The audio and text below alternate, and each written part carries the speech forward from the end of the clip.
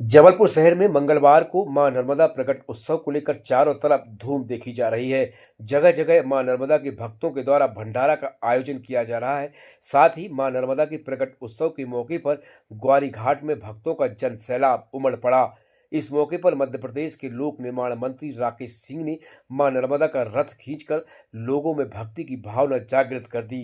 इस मौके पर मां नर्मदा की प्रकट उत्सव पर ढोल नगाड़े बैंड बाजा के साथ हजारों भक्त रथ यात्रा में शामिल हुए और मां नर्मदा की जय घोष करते हुए ग्वारी घाट तक पहुंचे। इस दौरान ग्वारी घाट में चाक चौबंद व्यवस्था की गई थी। वहीं बात करें तिलवारा घाट की तो मां नर्मदा के प्रकट उत्सव के मौके पर लोगों की भारी भीड़ उमड़ रही है और मां नर्मदा का जन्म उत्सव धूमधाम से मनाया जा रहा है। इस मौके पर मध्य प्रदेश के लोक निर्माण मंत्री राकेश सिंह ने कहा कि मां नर्मदा ने जन्म नहीं लिया बल्कि वह प्रकट हुई है, इसलिए उनका प्रकट उत्सव धूमधाम से मनाया जा रहा है।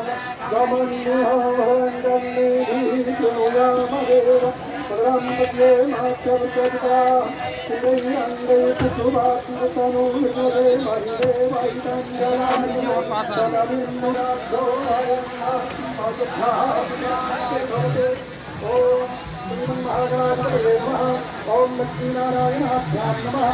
ओम महादेवाभ्यां नमः। ओम नारायणशंकराभ्यां नमः। ओम मुनिवंदनाभ्यां नमः।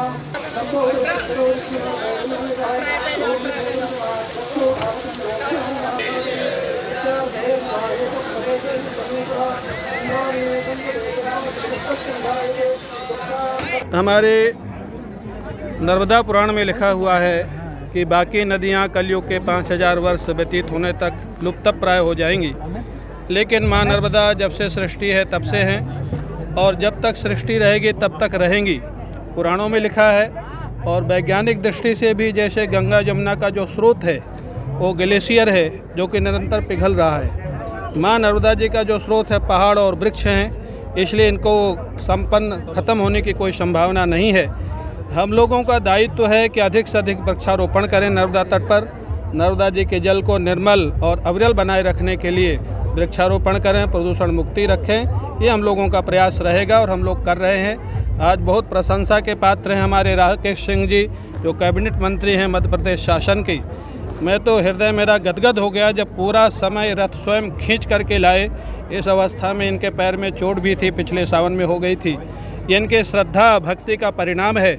जैसे भरत जी पैदल चित्रकूट तक गए क्योंकि राम जी की भक्ति उनके हृदय में थी, ऐसे ही राकेश सिंह जी के हृदय में नर्मदा जी की भक्ति कूट कूट के भरी हुई है, इसलिए वो रथ को खींच कर यहाँ कर ला सके। बहुत बहुत साधुवाद। माँ नर्मदा जी का प्रकट उत्सव है। माँ ने जन्म नहीं लिया, माँ प्रकट हुई हैं और इसलिए मैंने सभी से विनम्र आग्रह किया था कि हम इसे प्राकट्य उत्सव के रूप में ही कहें और मनाएं।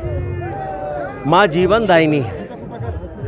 इस सृष्टि का प्रारंभ माँ से ही हुआ है और जब तक ये प्रवाह माँ का है तब तक मानव सभ्यता है, सृष्टि है। सृष्टि के प्रारंभ से सृष्टि के अंत तक केवल माँ ही रहने वाली है।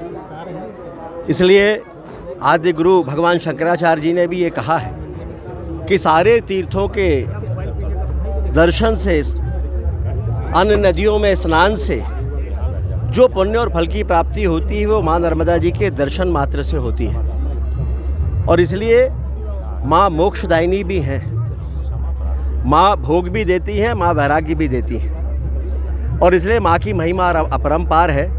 विश्व में एक ही प्रवाह है ये ऐसा जिनकी परिक्रमा होती है और परिक्रमा के अवसर पर लोगों को जो अद्भुत अनुभूतियाँ होती हैं वो विरली हैं। उसका प्रमाण कहीं और नहीं मिलता और इसलिए माँ के कहा जाता है कि कण कण में शंकर हैं। माँ के दोनों तरफ सिद्धों की भरमार है, इसलिए माँ का तट पावन माना गया है। हम सबकी जिम्मेदारी है कि जब माँ का प्रकट उत्सव हम भक्ति भाव के साथ मनाते हैं तो अपनी जिम्मेदारी का निर्वहन भी हम करें। वो जिम्मेदारी है माँ को स्वच्छ, सदानीर और निर्मल रखने की और सब हम अपने अपने हिस्से का योगदान देंगे तो सृष्टि के प्रारंभ से तो माँ ने हम सभी को बहुत कुछ दिया है, लेकिन सृष्टि के अंत तक हम मानव सभ्यता को बचा कर रख सकेंगे।